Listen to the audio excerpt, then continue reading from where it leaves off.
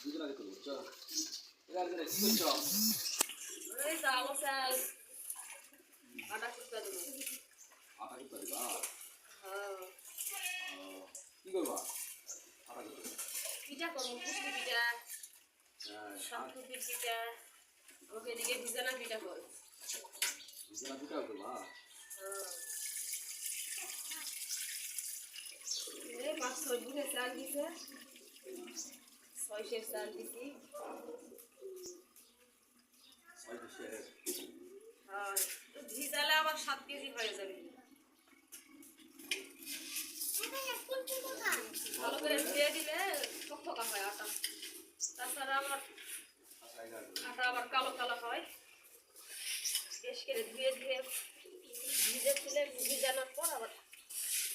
ভেঙে যাবে আটা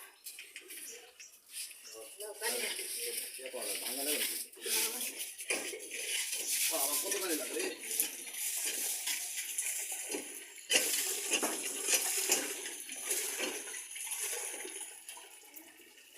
আটা পিঠা খেলে তো কষ্ট করা লাগে গ্রামের ঐতিহ্যবাহী পিঠা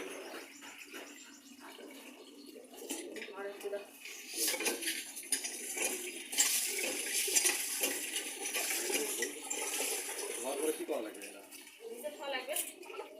ভিজে খাওয়ার পরে আবার পরে তুলে দেবো ঠান্ডা লাগে না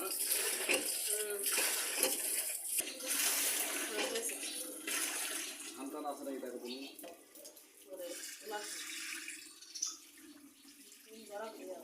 ধানে দিয়ে আসলে হয়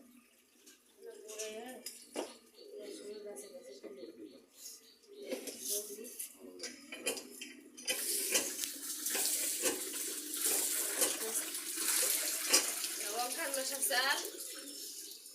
নতুন চাল এগুলো আমাদের এদিকে হয় না এগুলো ধান এদিকে খালি জ্যৈষ্ঠ মাসে ধান হয় এগুলো আমার বোনের বাড়ি থেকে ধামরহাট বাড়ি আমার বোন দিচ্ছে 12 কেজি চাল চাল আমরা খাই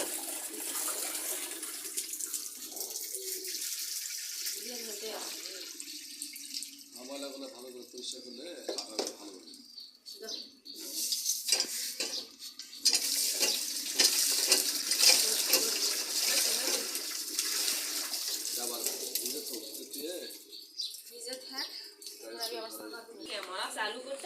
ফাইনালি